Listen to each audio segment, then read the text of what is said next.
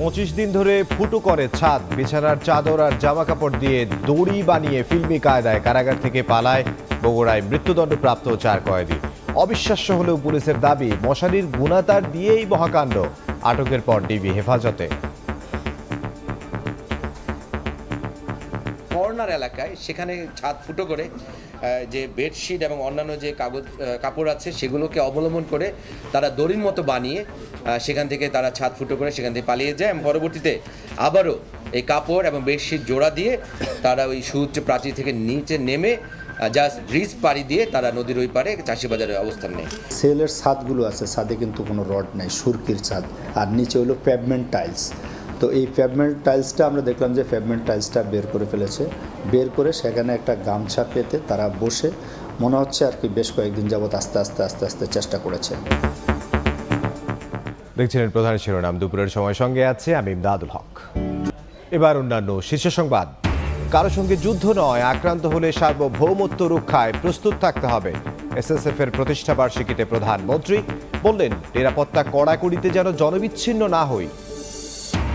বেগম জিয়ার মুক্তির দাবিতে 29 জুন নয়াপল্টনে সমাবেশের ডাক। বিএনপি চেয়ারপারসনকে অন্যায়ভাবে আটকে রাখার অভিযোগ মির্জা ফখরুলের। বিষয়টা আসলে তো লুকায় রেখে লাভ নাই। 55 কোটি টাকার অনিয়মের খোঁজ কিন্তু আমরা পেয়ে গেলাম। এবার ডাক বিভাগের দুর্নীতি নিয়ে বোমা ফাটালেন প্রতিমন্ত্রী। প্রমাণ মিলেছে 55 কোটি টাকা লোপাটের জড়িত কর্মীদের বিরুদ্ধে ব্যবস্থা নিতে দুদকের চিঠি।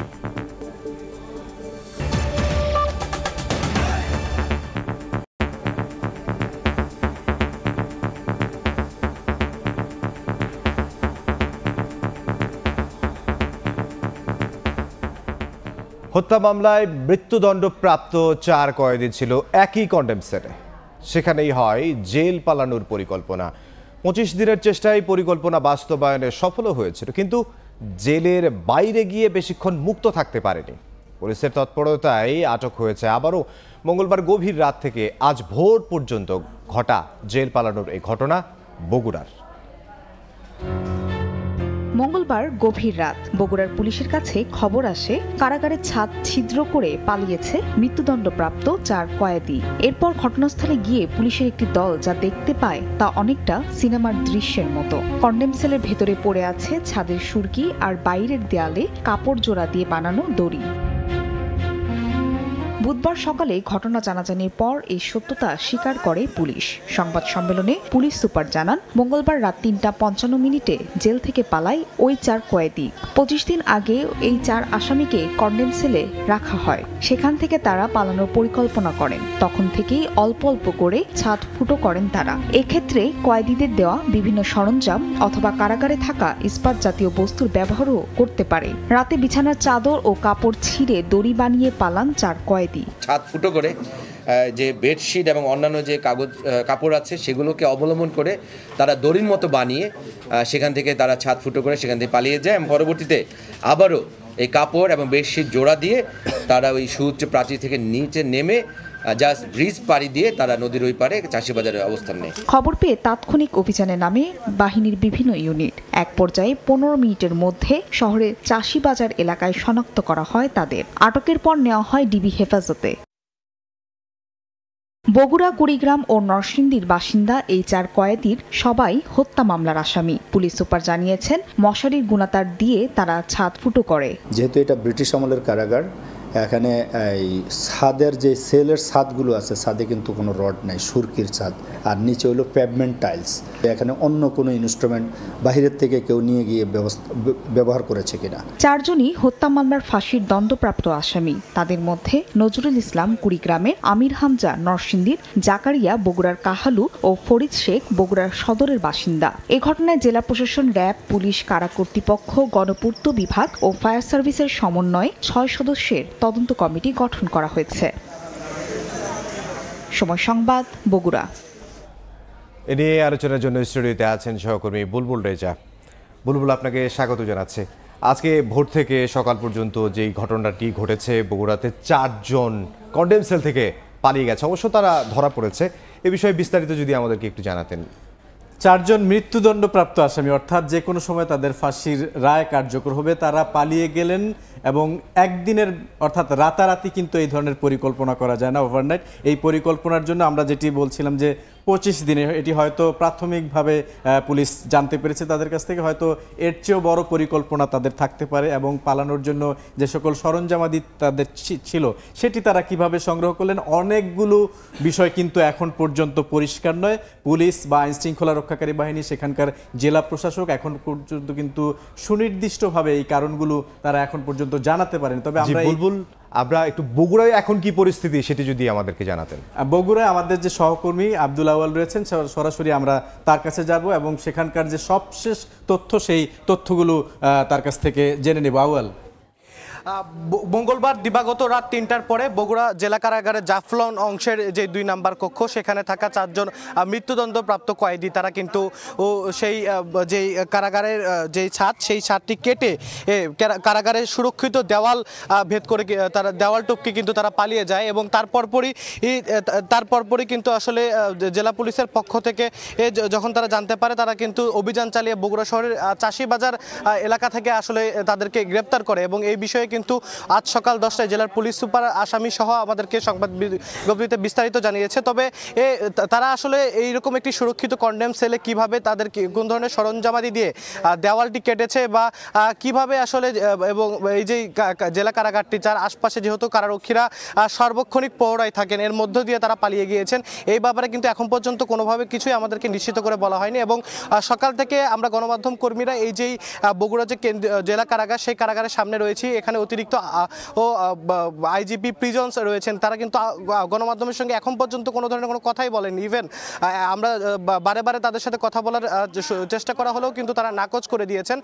তবে যেই 4 জন আসামি রয়েছেন, এই 4 জনই কিন্তু হত্যা মামলার আসামি এবং এর মধ্যে বগুড়ার যে 2 জন আসামি রয়েছেন, ফরিদ শেখ এবং যে আরেকজন কাহালুর যে আসামি রয়েছেন জাকারিয়া, এই 2 জনে কিন্তু কিশোর হত্যা মামলার আসামি এবং বাকি যেই 2 আসামি রয়েছেন তাদের সম্পর্কে তারা ঠিক কতগুলো হত্যা মামলার সঙ্গে সম্পৃক্ত বা কি মামলায় তাদেরকে আসলে মৃত্যুদণ্ডাদেশ দেওয়া হয়েছে, এই বিষয়ে কিন্তু এখনো নিশ্চিত করে কোনো কিছুই আমাদের গণমাধ্যমকে জানানো হয়নি। তবে তারাও প্রাথমিকভাবে জানা গিয়েছে যে বগুড়ার বিভিন্ন স্থানে হত্যাকাণ্ডের সঙ্গে তারা সম্পৃক্ত এবং তাদেরকেও পরবর্তীতে বিচারের আওতায় মৃত্যুদণ্ডের আদেশের পরে আসলে বগুড়া জেলা কারাগারে নেওয়া হয়। আরেকটি গুরুত্বপূর্ণ তথ্য আমরা জেনেছি, সেটি হচ্ছে যে এই মাসের প্রথম দিনে অর্থাৎ 1 তারিখে এই 4 জন আসামিকে যেই জাফলং যেই ভবন রয়েছে বগুড়া জেলা কারাগারে, তার সেই 2 নম্বর কক্ষে একসঙ্গে রাখা হয় এবং তারা কিন্তু এই 25 দিনের চেষ্টায় তারা আসলে যেই কন্ডেম সেলের যে ছাদটি রয়েছে সেটি কিন্তু কেটে ফেলে এবং প্রশাসনের পক্ষ থেকে বারবার যেটি আসলে বলা হচ্ছে যে আসলে একদিনের চেষ্টাতে এই যেই ছাদের অংশটি সেটি কিন্তু কাটা সম্ভব হয়নি, তারা দিনে দিনে তাদের চেষ্টার মধ্যে করেছে এবং এখন পর্যন্ত জেলা প্রশাসনের পক্ষ থেকে র্যাব, পুলিশ, গণপূর্ত, ফায়ার সার্ভিস এবং যেই কারাগার সেই অংশ নিয়ে মোট 6 সদস্যের একটি তদন্ত কমিটি করা হয়েছে। তো এই ছিল বগুড়া জেলা কারাগার থেকে 4 আসামির পালানোর পরে গ্রেপ্তারের ঘটনায় আমার কাছে সর্বশেষ। আমাদের সহকর্মী আব্দুল আওয়াল আসলে সবশেষ তথ্য জানাচ্ছিলেন যে সেখানকার যে পরিস্থিতি, অর্থাৎ তার কাছে যে তথ্য ছিল, আমরা এই মুহূর্তে আমাদের বিষয়ে বিস্তারিত জানাচ্ছিলেন, কিন্তু প্রশাসন আসলে কি বলছে সেটি প্রশাসনের বক্তব্য জানার জন্য আমরা যেটি জানতে চাই সেটি হচ্ছে সেই পুলিশ সুপার, অর্থাৎ বগুড়া জেলার যিনি পুলিশ সুপার রয়েছেন সুদীপ কুমার চক্রবর্তী, তিনি আমাদের সঙ্গে সরাসরি যুক্ত আছেন। সুদীপ কুমার চক্রবর্তী, আপনার কাছেই জানতে চাই, আসলে দীর্ঘদিন আপনি আইন শৃঙ্খলা রক্ষার দায়িত্বে আছেন, আপনার জেলায় এই জেলা কারাগার থেকে 4 জন মৃত্যুদণ্ডপ্রাপ্ত আসামি পালিয়ে গেলেও ছাদ ফুটো করে, আসলে এটি কিভাবে সম্ভব? এটি কি আদৌ সম্ভব? এটি কি মাত্র 25 দিন বা 1 মাস বা 2 মাসের পরিকল্পনা? আপনারা প্রাথমিকভাবে কি জানতে পারলেন? ধন্যবাদ আপনাকে। আসলে এই ঘটনাটি আমরা জানতে পারি কালকে রাত 3:55 এবং জানার পর আমাদের সবচেয়ে বড় যে দায়িত্ব ছিল যে 4 জন মৃত্যুদণ্ডাদেশ প্রাপ্ত কয়েদি তারা যে পালিয়ে গেছে তাদেরকে গ্রেপ্তার করা, এবং আমরা 4:10 কিন্তু তাদেরকে গ্রেপ্তার করতে সক্ষম হই। এটি ছিল আমাদের জন্য প্রাথমিক স্বস্তির ব্যাপার। এরপরে আমরা মূলত দেখি যে তাদের যে অভিনব কৌশল ছিল সেগুলো জানার চেষ্টা করি এবং আমরা যে তথ্যগুলো পাই, এই যে কন্ডেম সেল যেটি প্রিজন সেল, এখানে যে ভবনটি এটি কিন্তু অনেক পুরনো ভবন এবং এখানে যে ছাদ সেটি হচ্ছে ইট সুরকির ছাদ এবং তারা যে কাজটি করে, তারা 4 জনই ওই সেলে ছিল। তারা দীর্ঘদিন ধরে প্রায় 1 মাস ধরে তারা যে পরিকল্পনা করে, আমরা যেটি জানতে পেরেছি যে বালতির যে আপনার যে হ্যান্ডেল থাকে, যেটি অনেকটা লোহা নির্মিত বা স্টিলের পাত দ্বারা নির্মিত, এই হ্যান্ডেল দিয়ে তারা সোজা করে তারা মূলত ধারাবাহিকভাবে তারা এই কনক্রিট নির্মিত না, সেটি হচ্ছে ইট সুরকির যে পুরনো ছাদ, সেটি আস্তে আস্তে তারা ফুটো করতে থাকে এবং ফুটোটি বড় করে। এবং আরেকটি যারা কাজ করে তারা, সেটি হচ্ছে তাদের যে ব্যবহৃত পুরনো চাদর এবং তাদের গামছা বা অন্যান্য যে কাপড়গুলো আছে সেগুলোকে পর্যায়ক্রমে বেঁধে তারা একেবারে সেই সুউচ্চ ছাদ পর্যন্ত তারা একটি রশির মতো তৈরি করে এবং একটি পাটাতন তৈরি করে। সেই পাটাতনে মূলত পাড়া দিয়ে তারপর রশি দিয়ে তারা ছাদ ফুটো যে ছিল সেই ফুটো দিয়ে তারা বেরিয়ে যায়।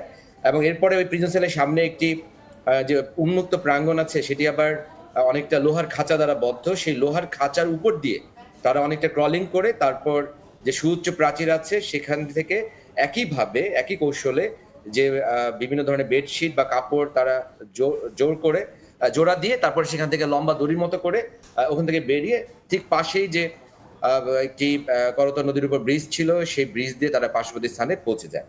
এবং আমি মনে করছি যে এই ক্ষেত্রে তারা 4 জন কিন্তু সংঘবদ্ধভাবে কাজটি করেছে এবং এটি তাদের প্রায় 1 মাসের দীর্ঘ পরিকল্পনা ছিল। এবং তাদের কাছে চক্রবর্তী, আপনার কাছে একটু জানতে চাই যে আসলে এক্ষেত্রে কারা কর্তৃপক্ষ বলে তো একটি কথা আছে, আপনি জেলার আইন শৃঙ্খলা রক্ষার দায়িত্ব পালন করেন, আর অন্যদিকে জেলা কারাগার কর্তৃপক্ষ কিন্তু আলাদা একটি কর্তৃপক্ষ। তাদের কতটুকু দায়িত্ব ছিল, তাদের কতটুকু উদাসীনতা ছিল, সেখানে কারারক্ষী ছিল কিনা বা আদৌ কারারক্ষী থাকে কিনা? আমরা যতদূর প্রত্যক্ষ করেছি, আমরা তো আসলে অভ্যন্তরীণভাবে সেখানে নিরাপত্তা দেখি না। আমরা বাইরে দেখেছি বিভিন্ন জায়গায় তাদের কারারক্ষীরা অনেক সময় মোতায়েন থাকে এবং এই ক্ষেত্রে তাদের কোথাও কোনো কারারক্ষী যার মোতায়েন থাকার কথা সে অনুপস্থিত ছিল কিনা বা তাদের কোনো ধরনের যে তাদের পালিয়ে যাওয়ার ক্ষেত্রে তাদের নির্মাণ ত্রুটি ছিল কিনা ভবনের, আমি মনে করি এই বিষয়গুলো নিশ্চিতভাবে তদন্ত সাপেক্ষে এগুলো অবশ্যই জানা যাবে। এবং ইতিমধ্যে জেলা প্রশাসনের পক্ষ থেকে একটি তদন্ত কমিটি করা হয়েছে, সেখানে নিশ্চয়ই এই বিষয়গুলো চিহ্নিত হবে।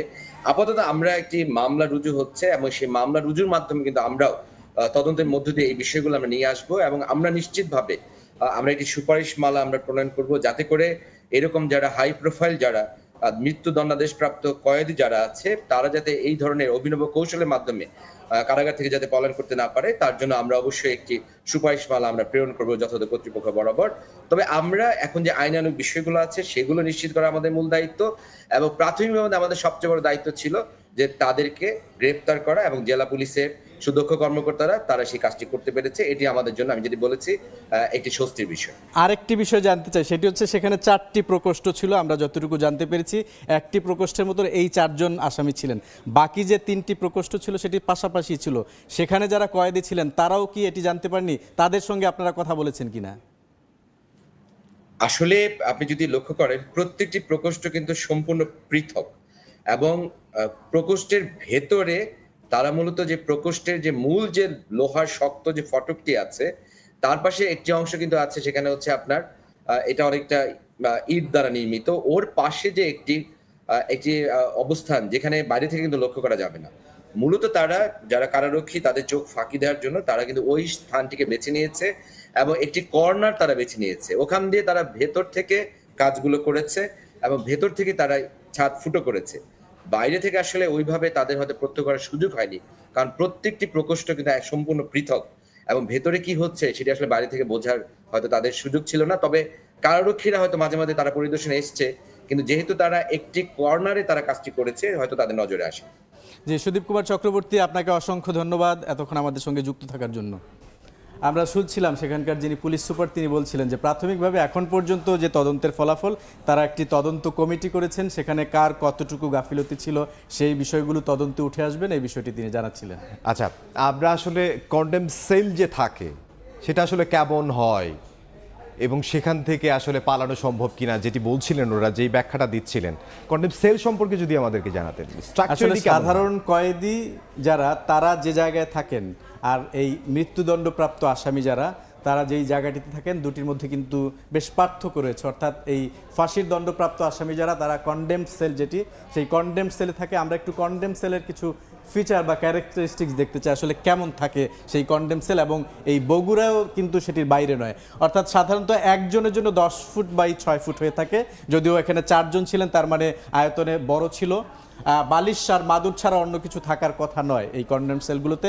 ফিতাওয়ালা পোশাকও থাকবে না কয়েদিদের, কারণ সেক্ষেত্রে হয়তো আত্মহত্যার ঝুঁকি থাকতে পারে। কয়েক দফা ভিজিট করা হয়, অর্থাৎ যারা এখানে কারারক্ষী বা এই কারা কর্তৃপক্ষ রয়েছেন যে আসলে কি অবস্থায় রয়েছেন, তারা কোনো পরিকল্পনা করছেন কি না, এই বিষয়গুলোর জন্য কিন্তু ভিজিট করা হয়। আর দর্শনার্থীদের সঙ্গে দেখা করার সীমাবদ্ধতাও কিন্তু থাকে। আমি যখন তখন কোনো দর্শনার্থী আসলো আর কন্ডেম সেলে থাকা যারা অপরাধী বা কয়েদি রয়েছেন তারা আসলেন, এই বিষয়গুলো কিন্তু পার্থক্য রয়েছে, অর্থাৎ সীমাবদ্ধতা রয়েছে, যখন তখন তারা আসতে পারবেন না। কন্ডেম সেলে 2 জনকে রাখা হয় না, 3 জনকে রাখা হয়, কিন্তু এই কন্ডেম সেলে এই রুমটিতে ওরা 4 জন ছিল না। এই বিষয়টি হচ্ছে যখন 2 জনকে রাখা হয়, যেটি আসলে কারা মহাপরিদর্শকের এর আগেও যে আমরা বিষয়গুলো দেখেছি যে 2 জন থাকলে হয়তো একটা পরিকল্পনা করা, আর তৃতীয় ব্যক্তি যদি বা থাকেন বা চতুর্থ ব্যক্তি যদি থাকে সে কিন্তু পরিকল্পনাটি অর্থাৎ ফাঁস হয়ে যেতে পারে, সেই কারণেই 3 থেকে 4 জন রাখা হয়। এই বিষয়ে তো মামলা টামলাও হয়েছে মনে হয়, মামলা তো হয়েছে নিশ্চয়ই। হ্যাঁ, এরই মধ্যে কিন্তু তদন্ত শুরু হয়েছে, বলা হচ্ছে যে 6 সদস্যের তদন্ত, অর্থাৎ বগুড়ায় যে যারা এই 4 জন পালিয়ে গেলেন আবার হত্যা মামলার আসামি তাদেরকে গ্রেফতার করা হলো।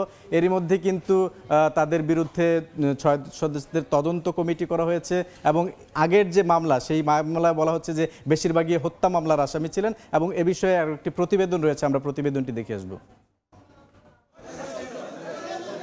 বগুড়া জেলা কারাগারের ছাদের দেয়াল ফুটো করে দেয়াল টপকে পালিয়ে যাওয়ার পর ফের ধরা পড়া 4 জনই মৃত্যুদণ্ডপ্রাপ্ত আসামি। তাদের বিরুদ্ধে বগুড়া, কুড়িগ্রাম, গাজীপুর ও টাঙ্গাইলের বিভিন্ন থানায় একাধিক মামলা রয়েছে, যার বেশিরভাগই হত্যা মামলা। আর হত্যা মামলাতে 4 জনই মৃত্যুদণ্ডপ্রাপ্ত আসামি। এদের মধ্যে জাকারিয়ার বাড়ি বগুড়ার কাহালু উপজেলায়। 2012 সালের 5 এপ্রিল বগুড়ার কাহালু পাইলট উচ্চ বিদ্যালয়ের 7ম শ্রেণীর ছাত্র 11 বছর বয়সী নাইমুল ইসলাম নাইমকে মুক্তিপণের দাবিতে অপহরণ করা হয়। পরবর্তীতে মুক্তিপণের টাকা দিতে দেরি হওয়ায় ও আসামিদের চিনে ফেলায় শিশুটিকে শ্বাসরোধ করে হত্যার পর নিজেদের ইটভাটায় আগুনে পুড়িয়ে ফেলা হয়। এই মামলার আসামি জাকারিয়া কাহালু পৌরসভার মেয়র আব্দুল মান্নানের ছেলে। 2017 সালের 25 জানুয়ারি মামলায় জাকারিয়াকে মৃত্যুদণ্ডের রায় দেন আদালত। তবে 11 বছর পলাতক থাকার পর 2023 সালের 6 জুন নিজ বাড়ি থেকে তাকে গ্রেপ্তার করে পুলিশ। আরেক আসামি ফরিদ শেখের বাড়ি বগুড়া সদরের পশ্চিমপাড়া গ্রামে। জায়গা জমি নিয়ে ইয়াকুব আলী শেখের সঙ্গে বাদশা শেখের পরিবারের বিরোধ চলে আসছিল। 2019 সালের 6 জুন তুচ্ছ ঘটনায় আসামিদের মধ্যে বাকবিতণ্ডার এক পর্যায়ে প্রতিবেশী রফিকুল শেখকে মারধর করা হচ্ছিল। এ সময় ভাতিজা কিশোর আলামিন তাকে বাঁচাতে যায়। তখন ফরিদ শেখ হাতে থাকা ধারালো অস্ত্র দিয়ে আলামিনের পেটে আঘাত করে। পরে হাসপাতালে নিলে চিকিৎসক তাকে মৃত ঘোষণা করেন। এ ঘটনায় করা মামলায় 2023 সালের 9 নভেম্বর ফরিদ শেখকে মৃত্যুদণ্ডের রায় দেন আদালত। অপর 2 আসামি কুড়িগ্রামের নজরুল ইসলাম ও নরসিংদীর আমির হামজাও বেশ কয়েকটি হত্যা মামলার আসামি। রায়ে মৃত্যুদণ্ড দেয়া হয় তাদের। সময় সংবাদ, বগুড়া। দেখছিলাম প্রতিবেদনটি। জি, আমরা দেখছিলাম, এবং এর আগে আমরা আলোচনা করছিলাম যে আসলে কন্ডেম সেলের বৈশিষ্ট্য নিয়ে, এবং কন্ডেম সেলে থেকে এই যে কাজ যেটি হয়েছে, আসামিরা পালিয়ে গেছে, প্রশাসনের কি কোনো গাফিলতি একেবারেই নেই? আপনার কাছে কি মনে হয়? নিঃসন্দেহে এখানে প্রশাসনের গাফিলতি রয়েছে, অর্থাৎ এখন পর্যন্ত যে তথ্য উপাত্ত বা জেলা প্রশাসক বা পুলিশ সুপার যেটি বলছিলেন, সেই যে ইট সুরকির, অর্থাৎ যেখানে কোনো লোহার অর্থাৎ রড সিমেন্ট ঢালাই থাকলেও আমরা যেটি জানি আধুনিক যে স্থাপত্য, সেখানে কিন্তু রডের একটি বিষয় থাকে। এটি অত্যন্ত পুরনো একটি কারাগার। সেই কারাগারে শুধুমাত্র ইট আর সুরকি ছিল, খুব সহজেই সেটি কিন্তু ছিদ্র করা গেছে এবং পালিয়ে যেতে পেরেছেন। এক্ষেত্রে আসলে তাদের যে দায় দায়িত্ব ছিল, সেই দায় দায়িত্বের যে গাফিলতি আমরা একটু এক নজরে দেখে নেব আসলে কোন বিষয়গুলো তারা কর্তৃপক্ষ দায় এড়াতে পারে না। নিঃশব্দে ছাদ ফুটো করলো কিভাবে, অর্থাৎ এর আশেপাশেও কিন্তু কারারক্ষী থাকার কথা, বা আরও 3টি প্রকোষ্ঠ ছিল। কারারক্ষীরা কি করছিল সে সময়, ছাদে কেউ ছিল কিনা, অর্থাৎ তাদেরকে সহায়তা করার জন্য? নিঃসন্দেহে দীর্ঘদিনের পরিকল্পনা ছিল, বলা হচ্ছে প্রায় 1 মাস, অর্থাৎ 25 দিনের কথা বলা হচ্ছে। কোনোভাবেই দায় এড়াতে পারে না কর্তৃপক্ষ। এরই মধ্যে তদন্ত কমিটি গঠন করা হয়েছে, যেটি সবসময়ই হয়, অর্থাৎ এই ধরনের যে কোনো ঘটনা ঘটলে কিন্তু সাথে সাথে একটি তদন্ত কমিটি করা হয়। সেই তদন্ত কমিটিতে জেলা প্রশাসক থেকে শুরু করে জেলার কারাগার কর্তৃপক্ষ বা পুলিশ সুপার থেকে শুরু করে অনেকেই থাকেন। অর্থাৎ তাদের দায়িত্ব হচ্ছে কিভাবে, কেন, কাদের গাফিলতিতে এই যে 4 জন মৃত্যুদণ্ডপ্রাপ্ত আসামি ছাদ ফুটো করে পালিয়ে গেলেন, আবার পরবর্তীতে পুলিশের হাতে যদিও তারা এর মধ্যে গ্রেফতার হয়েছেন। এটি হচ্ছে মূলত এই তদন্ত কমিটির কাজ।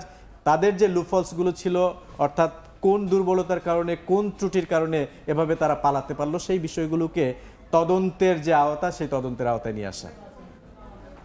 আচ্ছা, সিসিটিভির ফুটেজও কিন্তু হাতে এসেছে আমাদের, আমি যেটি জানতে পেরেছি।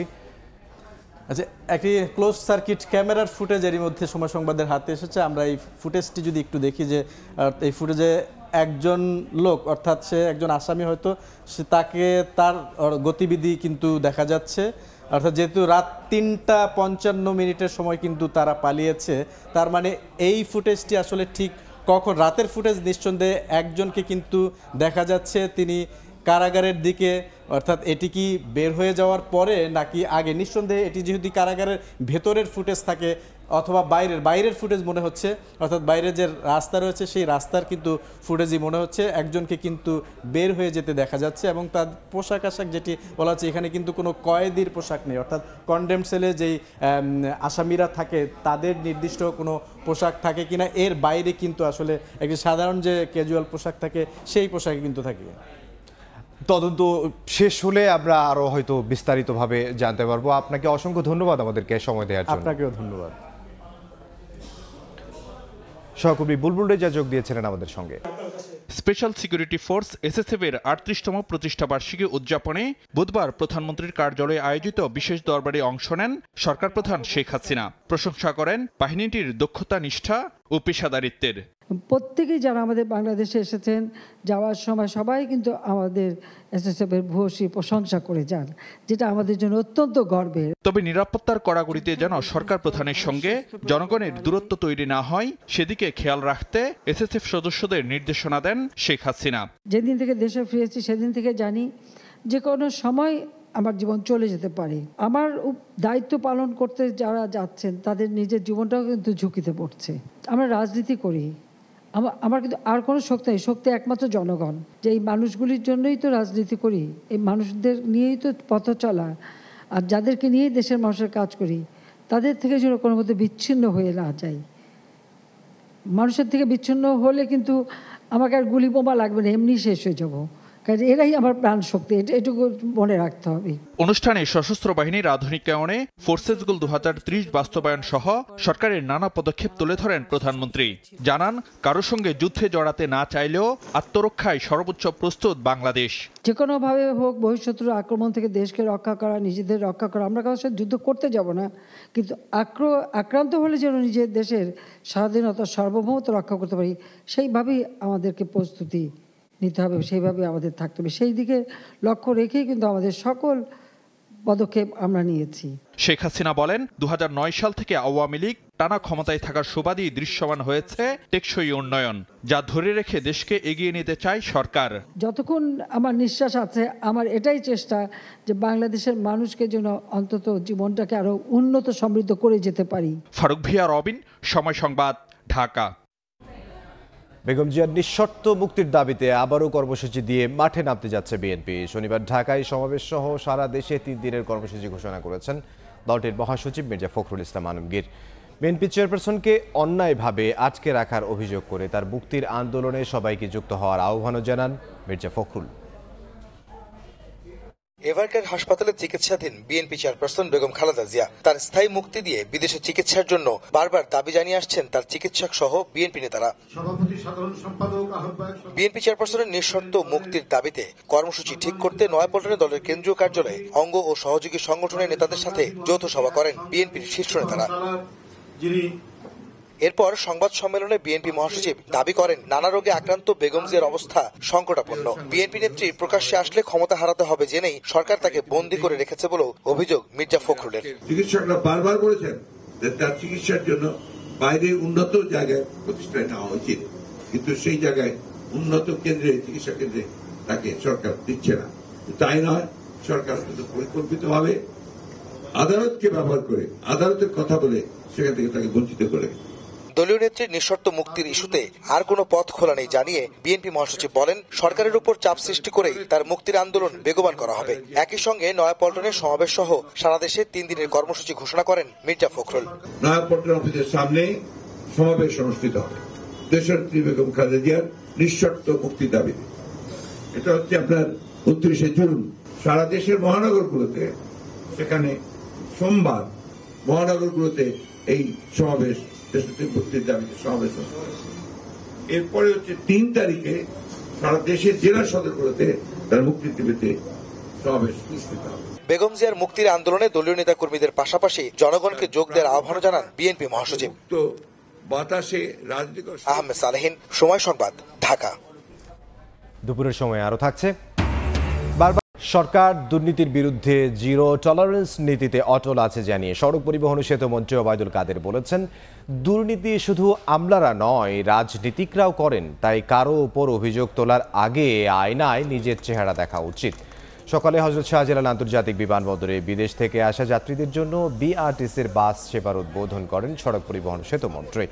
বিমানবন্দর থেকে বিমানবন্দর রেল স্টেশন এবং বাস স্ট্যান্ড পর্যন্ত এই সার্ভিসটি চালু থাকবে বলেও জানান তিনি। পরে গণমাধ্যম কর্মীদের প্রশ্নের উত্তরে আওয়ামী লীগ সাধারণ সম্পাদক বলেন, দুর্নীতি করে কেউ পার পাবে না।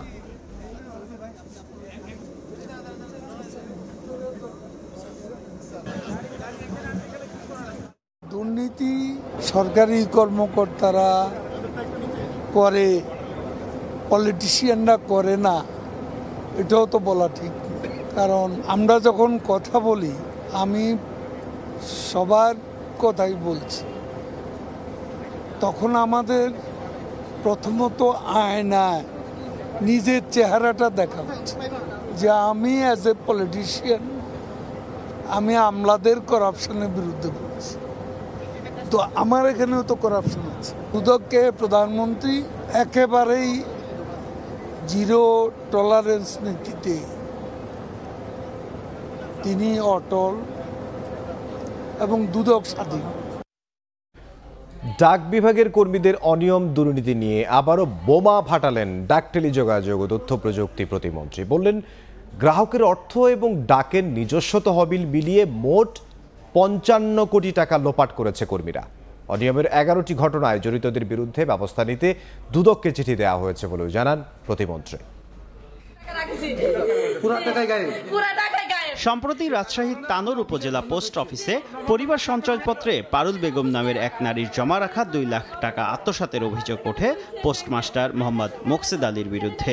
টাকা ফেরত না পাওয়ায় আত্মহত্যার চেষ্টা করেন পারুল বেগম। ওই ঘটনার পর আর কোনো গ্রাহক প্রতারিত হয়েছেন কিনা তা জানতে তানোর সহ দেশের বিভিন্ন উপজেলায় মাইকিং করে জানানোর উদ্যোগ নেন ডাক টেলিযোগাযোগ ও তথ্য প্রযুক্তি প্রতিমন্ত্রী। এতে শুধু তানোরেই আরও 51 জন গ্রাহক প্রতারণার শিকার হয়েছেন বলে অভিযোগ আসে তার কাছে। এর পাশাপাশি নিজস্ব তদন্তে গ্রাহকের অর্থ আত্মসাৎ এবং ডাকের তহবিল মিলিয়ে 55 কোটি টাকা লোপাটের প্রমাণ মিলেছে বলেও জানান প্রতিমন্ত্রী। বলেছে আমি টাকাটা জমা দিব, কিন্তু দিল না, এরকম ধরনের। আর অল্প কিছু অর্থ যেটা আমাদের তহবিল তছরূপ হয়েছে। গত পরশুদিন দেখলাম 55 কোটি টাকার অনিয়মের খোঁজ কিন্তু আমরা পেয়ে গেলাম। দুর্নীতি দমন কমিশনের কাছে, চেয়ারম্যানের কাছে আমি চিঠি দিয়েছি, তাদের ব্যবস্থা গ্রহণের জন্য অনুরোধ করেছি। অনিয়ম বন্ধ করে বছরে ডাক বিভাগের 700 কোটি টাকা লোকসান ঠেকাতে গাড়ি জমি লিজ দেওয়ার উদ্যোগ নিয়েছে ডাক ও টেলিযোগাযোগ মন্ত্রণালয়, যাতে 20টি প্রতিষ্ঠান সাড়া দিয়েছে বলেও জানান প্রতিমন্ত্রী। 3টা মিটিং ইতিমধ্যে করেছি, যেখানে প্রায় 20টার মতো কুরিয়ার সার্ভিস কোম্পানি তারা তাদের আগ্রহ প্রকাশ করেছে এবং আরও বেশ কিছু বেসরকারি খাতের আগ্রহ প্রকাশ করেছে। এত সব অনিয়ম হলেও ডাক ভবনে প্রবেশে বাধার সম্মুখীন হওয়ার অভিযোগ প্রতিমন্ত্রীর কাছে তোলেন সাংবাদিকরা। আপনারা যে কোনো প্রশ্ন করবেন এবং সে উত্তর দিতে ডিজি পোস্ট বাধ্য। যদি অসহযোগিতা করে আমি তার বিরুদ্ধে ব্যবস্থা গ্রহণ করব। এ সময় টেলিটক, টেসিস ও বিটিসিএল লোকসান দিচ্ছে কেন তার কারণ অনুসন্ধান সংক্রান্ত পূর্ণাঙ্গ প্রতিবেদন 30 জনের মধ্যে পাওয়া যাবে বলেও জানান জুনায়েদ আহমেদ পলক। শুভ খান, সময় সংবাদ, ঢাকা। সিলেটের নদ নদীর পানি কমতে থাকায় সার্বিক বন্যা পরিস্থিতির উন্নতি হলেও কুশিয়ারা নদীর পানি ধীর গতিতে কমায় ফেঞ্চুগঞ্জ, ওসমানীনগর ও বালাগঞ্জের বন্যা পরিস্থিতি স্থিতিশীল রয়েছে। সে খবর আমরা জানবো। এই মুহূর্তে বালাগঞ্জ উপজেলায় আছেন সহকর্মী ইকরামুল কবির, সরাসরি যাচ্ছে তার কাছে। ইকরাম, আমি এই মুহূর্তে আছি বালাগঞ্জ উপজেলার ডাকবাংলো পয়েন্টে এবং এই যে বাজার, এই বাজার সহ এই আশপাশ পুরো এলাকা পানিতে তলিয়ে আছে আজ 10 দিন ধরে। এই মুহূর্তে যদি বলি কুশিয়ারা নদী পানি এই বাজারের পাশ দিয়ে যে কুশিয়ারা নদী চলে গিয়েছে, কুশিয়ারা নদী পানি এই মুহূর্তে 92 সেন্টিমিটার উপর দিয়ে প্রবাহিত হচ্ছে। শুধু আজকে নয়, এই কুশিয়ারা নদীর পানি ধীরে ধীরে প্রতিদিন 1 সেন্টিমিটার 2 সেন্টিমিটার করে নামছে। গতকালকে থেকে আজকে পর্যন্ত 24 ঘন্টা মাত্র 4 সেন্টিমিটার পানি নেমেছে। এর কারণেই এই এলাকার মানুষের ভোগান্তি কমছে না। প্রত্যেকটি হাট, বাজার, বাসাবাড়ি, দোকানপাট এমনকি উপজেলা পরিষদ ভবনের চত্বরেও কিন্তু পানি তলে আছে। এই এলাকার মানুষের এই 10 দিন ধরে ব্যবসাপাতি নেই এবং এই যে মুক্তিযোদ্ধা সংসদ ভবন যেটি, এইটিও পানির নিচে। এদিকে ডাকবাংলো রোড রয়েছে, সেই রোডটিও পানির নিচে। এই এলাকার যে 6টি ইউনিয়ন আছে, অর্থাৎ বালাগঞ্জ উপজেলার যে 6টি ইউনিয়ন আছে, 6টি ইউনিয়নে প্রায় 200-র মতন গ্রামের লক্ষাধিক মানুষ পানিবন্দী হয়ে আছে আজ 10 দিন ধরে। কোনোভাবেই পানি কমছে না। অন্যদিকে সিলেটের যে সুরমা সহ অন্যান্য যে নদী, শাখা নদীগুলো আছে, সেই নদীগুলো পানি কমে গেছে। যেই পর্যটন কেন্দ্রগুলো বন্ধ করা হয়েছে সেগুলো খুলে গেছে। বলা যায় একবারে স্বাভাবিক অবস্থা হয়ে গিয়েছে সিলেটের অন্যান্য জায়গাগুলো। কিন্তু এই কুশিয়ারা নদীর পানি না কমার কারণে কুশিয়ারার অববাহিকার ফেঞ্চুগঞ্জ, বালাগঞ্জ, উসমানীনগর সহ এই এলাকার প্রায় লক্ষ লক্ষ মানুষ এই পানিবন্দী অবস্থায় আছে। পানি নামছে না কোনোভাবে, কারণ পানি নামার যে আধারগুলো বা জায়গাগুলো, সেই জায়গাগুলো বন্ধ হয়ে আছে। হাকালুকি হাওর বলেন কিংবা ছোটখাটো যে হাওরগুলো আছেন কিংবা বিভিন্ন গ্রামের যে জনপদগুলো আছে, ছোট ছোট বিলগুলো আছে, সবগুলো বিল পরিপূর্ণ হয়ে আছে। যার কারণে এই বালাগঞ্জে দিয়ে বা উসমানীনগর দিয়ে বা ফেঞ্চুগঞ্জ দিয়ে যে কুশিয়ারা নদীটা যাচ্ছে, সেই নদীর পানি কোনোভাবেই নামছে না বা কমছে না। যার কারণে এই এলাকার মানুষেরও ভোগান্তি কমছে না। মোটামুটি এই ছিল সিলেটের বালাগঞ্জের মানুষ যে 10 দিন ধরে পানিবন্দী হয়ে আছে এবং নানা ধরনের ভোগান্তিতে আছেন, তার সবশেষ খবর। সিলেট থেকে বন্যা পরিস্থিতির খবর জানাচ্ছিলেন সহকর্মী ইকরামুল কবির।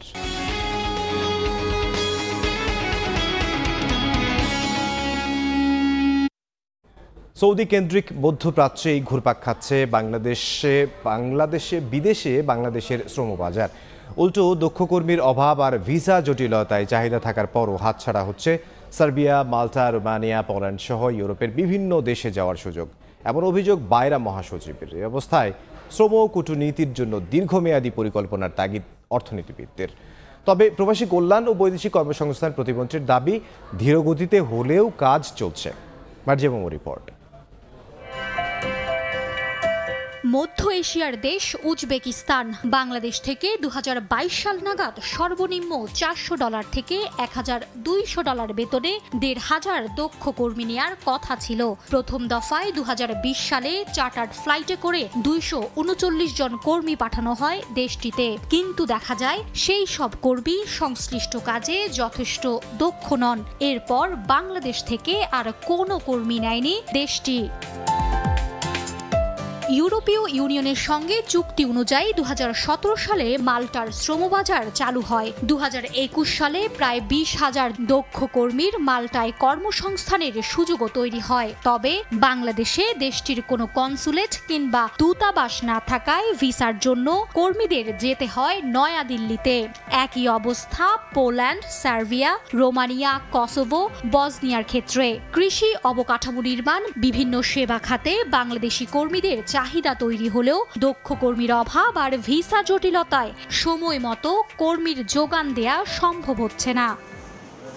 অভিবাসন সংশ্লিষ্টদের অভিযোগ, ঘুরে ফিরে মধ্যপ্রাচ্যের বৃত্তেই বন্দী নীতি নির্ধারকরা। প্রযুক্তির সাথে আমাদের যে জনশক্তি, দক্ষ জনশক্তি তৈরি করার, এটা একটা ভীষণ নেওয়া, মানে এটা এখন আমরা করতে পারিনি। ইউরোপ মার্কেটে যদি আমি একটা কর্মী পাঠাই, আমি মধ্যপ্রাচ্যে যদি 50টা কর্মী পাঠাই, একই মানে সমান সুযোগ ওরা পাচ্ছে। কনসুলেট অফিস নাই, আমাকে ভারতে গিয়ে ভিসা সংগ্রহ করতে হয়।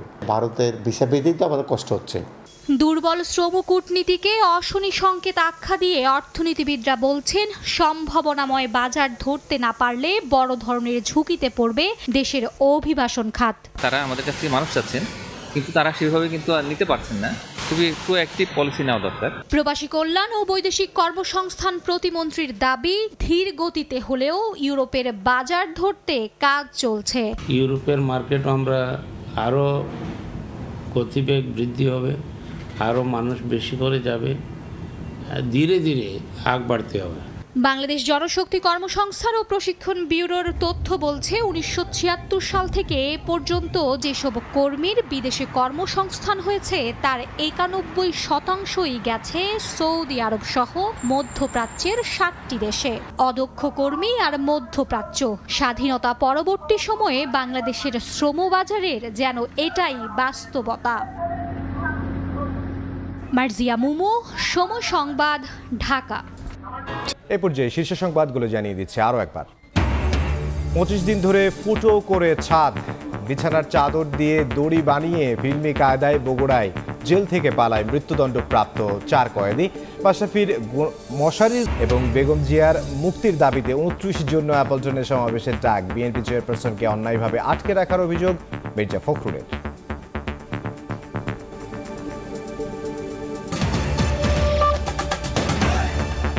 এই ছিল দুপুরের সময়ে। এরপর বিভাগীয় সময়ের সঙ্গে থাকবেন সহকর্মী ছোঁয়া খন্দকার। ধন্যবাদ ইমদাদ। বিভাগীয় সময় নিয়ে ফিরছি কিছুক্ষণ পর, সঙ্গেই থাকুন সময়ের।